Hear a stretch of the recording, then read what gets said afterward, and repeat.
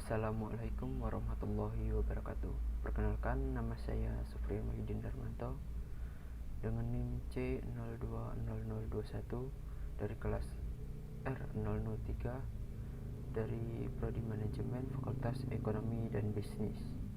Baiklah, saya akan menjelaskan materi akuntansi biaya. Langsung saja, yaitu pengertian akuntansi biaya.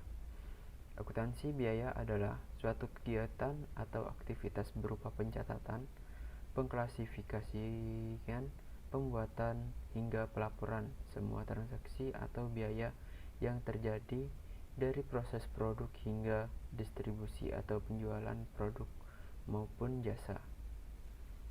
Tujuan akuntansi biaya sendiri adalah sebagai sumber informasi tentang semua pengeluaran yang dilakukan oleh perusahaan, di mana selanjutnya informasi pada akuntansi ini akan digunakan untuk membantu pengambilan keputusan untuk pengelolaan perusahaan. Selain itu, akuntansi juga merupakan alat pertanggungjawaban perusahaan kepada pihak-pihak yang berkepentingan. Selanjutnya, penggolongan biaya. Akuntansi biaya bertujuan untuk menyajikan informasi biaya yang tepat dan akurat untuk digunakan dalam berbagai tujuan. Dalam prosesnya, penggolongan biaya akan tergantung pada maksud dan tujuan dari biaya tersebut digolongkan, di mana untuk tujuan yang berbeda diperlukan penggolongan yang berbeda. Penggolongan biaya terbagi menjadi 4 kelompok besar, yaitu yang pertama, penggolongan biaya sesuai dengan aktivitas perusahaan.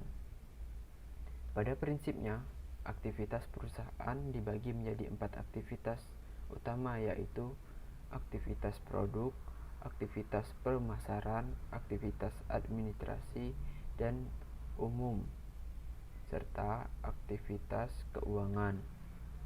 Kedua, penggolongan biaya sesuai dengan periode akuntansi.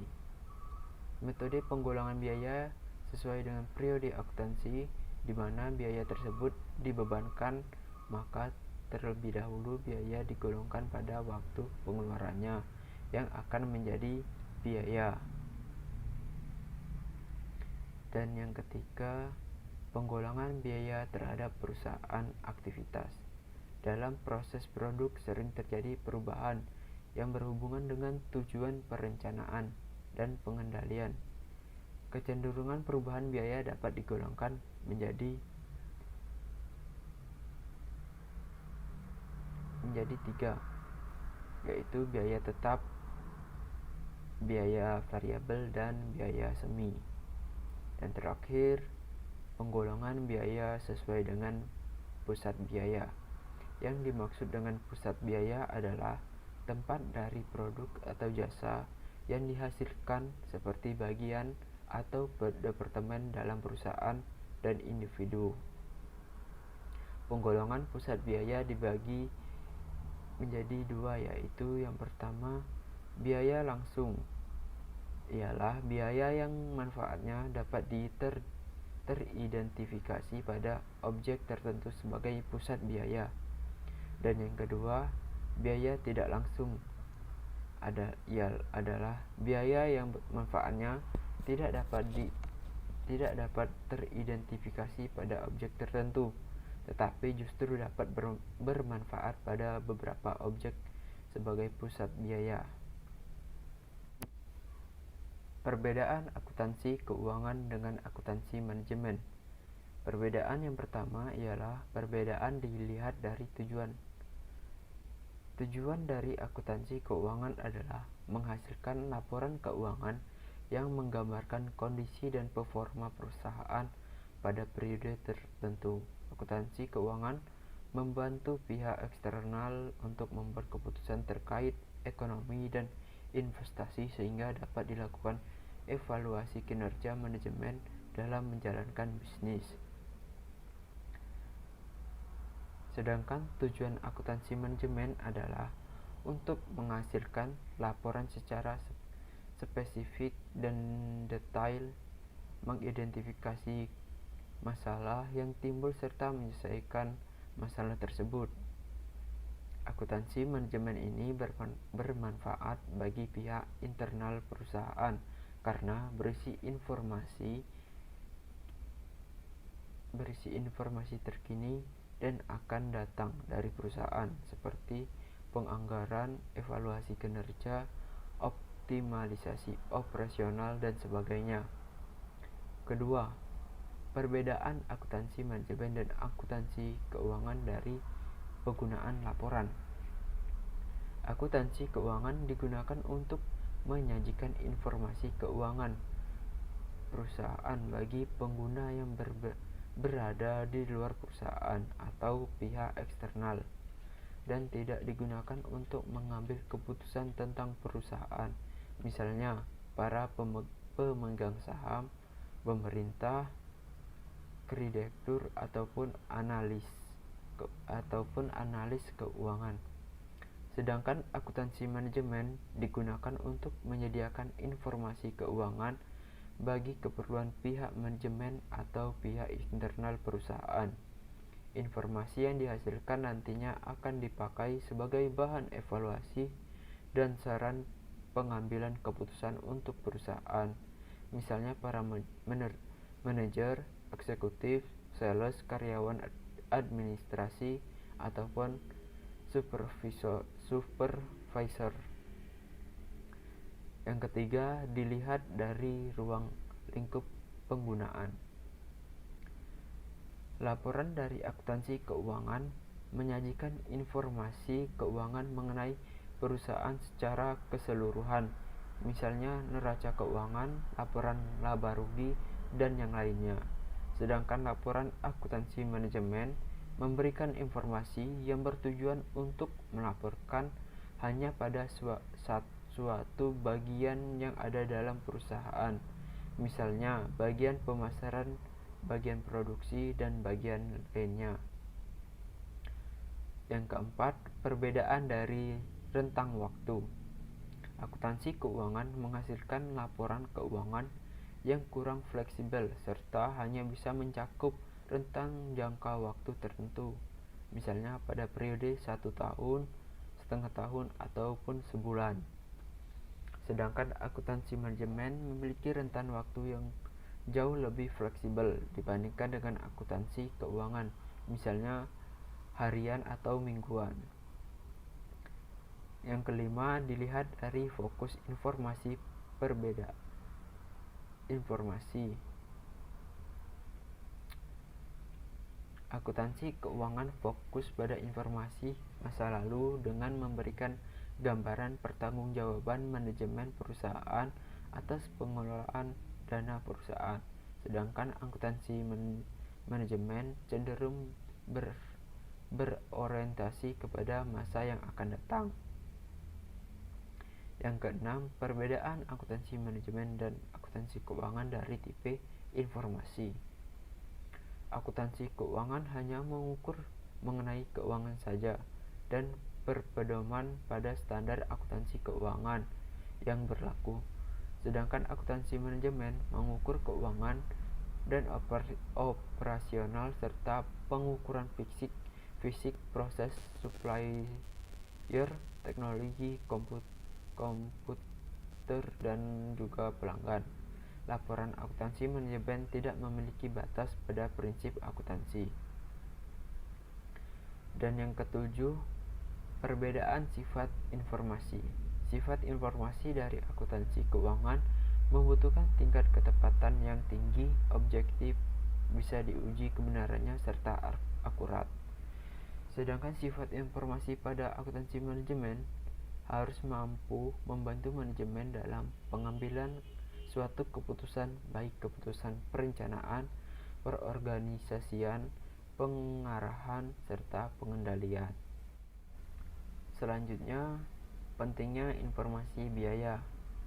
Akuntansi biaya juga menghasilkan informasi biaya yang dapat dipakai oleh manajemen sebagai dasar untuk merencanakan alokasi sumber ekonomi yang dikorbankan untuk menghasilkan keluaran.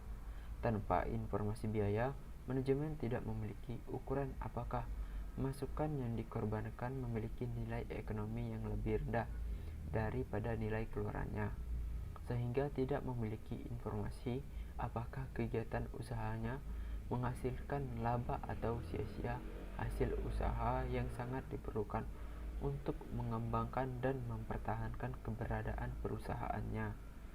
Begitu juga tanpa informasi biaya, manajemen tidak memiliki dasar untuk mengalokasikan berbagai sumber ekonomi yang dikorbankan dalam menghasilkan sumber ekonomi lainnya. Akuntansi biaya menyediakan informasi biaya yang kemungkinan manajemen melakukan pengelolaan alokasi berbagai sumber ekonomi untuk menjamin dihasilkannya keluaran yang memiliki nilai ekonomis yang lebih tinggi dibandingkan nilai masukan yang dikorbankan. Selanjutnya yaitu cara penggolongan biaya. Terdapat 5 cara penggolongan biaya, yaitu diantaranya sebagai berikut. 1. Penggolongan biaya menurut objek pengeluaran. Penggolongan biaya menurut objek pengeluaran merupakan dasar penggolongan biaya yang terdiri dari biaya bahan baku, biaya tenaga kerja langsung, dan biaya overhead. Yang kedua, penggolongan biaya menurut fungsi pokok dalam perusahaan, yaitu biaya produksi. Biaya produksi merupakan biaya-biaya yang terjadi untuk mengolah bahan baku menjadi produk jadi yang siap untuk dijual. Yang kedua, biaya pemasaran. Biaya pemasaran merupakan biaya-biaya yang terjadi untuk melaksanakan kegiatan pemasaran produk. Dan yang ketiga, biaya administrasi dan umum, yaitu merupakan biaya-biaya untuk mengkoordinasikan kegiatan produk dan pemasaran produk. Yang ketiga, penggolongan biaya menurut hubungan biaya dengan suatu yang biayanya. Pertama, biaya langsung. Biaya langsung adalah biaya yang terjadi yang penyebabnya satu-satunya adalah karena adanya suatu yang dibiayai. Jika suatu yang dibiayai tersebut tidak ada, maka biaya langsung ini tidak akan terjadi. Dan biaya tidak langsung. Biaya tidak langsung adalah biaya yang terjadi tidak hanya disebabkan oleh suatu yang dibiayai. Biaya tidak langsung dalam hubungannya dengan produk disebut dengan istilah biaya produksi tidak langsung atau biaya overhead pabrik. Yang keempat, penggolongan biaya menurut perilaku dalam hubungan dengan perubahan volume aktivitas, yaitu biaya variabel, biaya semi-variabel, biaya semi-fixed, dan biaya tetap. Yang kelima, penggolongan biaya atas dasar jangka waktu manfaatnya, yaitu pengeluaran modal atau capital expenditure, yaitu pengeluaran modal adalah biaya yang mempunyai manfaat lebih dari satu periode akuntansi, atau biasanya periode akuntansi adalah suatu tahun kalender. Dan yang kedua, pengeluaran pendapatan. Pengeluaran pendapatan adalah biaya yang hanya mempunyai manfaat dalam periode akuntansi terjadinya pengeluaran tersebut. Selanjutnya yaitu perbandingan laporan laba rugi perusahaan manufaktur dengan perusahaan dagang. Laporan laba rugi perusahaan manufaktur. Perusahaan manufaktur memecah biaya persediaan ke dalam 3 kategori. Biaya bahan baku merupakan kategori pertama. Biaya ini mencakup semua komponen, bagian, atau bahan yang dibutuhkan untuk selanjutnya dimasukkan ke dalam proses pengolahan barang setengah jadi. Pengolahan barang setengah jadi merupakan kategori kedua. Perusahaan tentunya juga harus mencatat persediaan barang dalam proses Bisa dibilang ini adalah produk yang diolah sebagian dan tidak dapat diselesaikan menjadi barang jadi sebelum akhir periode akuntansi. Terakhir, persediaan barang jadi merupakan kategori terakhir dalam perhitungan HPPP. Perusahaan harus menghitung persediaan barang jadi yang tersedia untuk dijual dan persediaan akhir. Perusahaan manufaktur juga menghitung biaya tenaga kerja langsung dan overhead pabrik dalam perhitungan HPP-nya.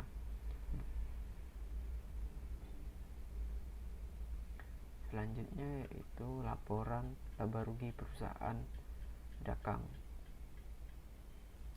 Perusahaan dagang mengambil persediaan barang dan langsung menjualnya kembali kepada konsumen.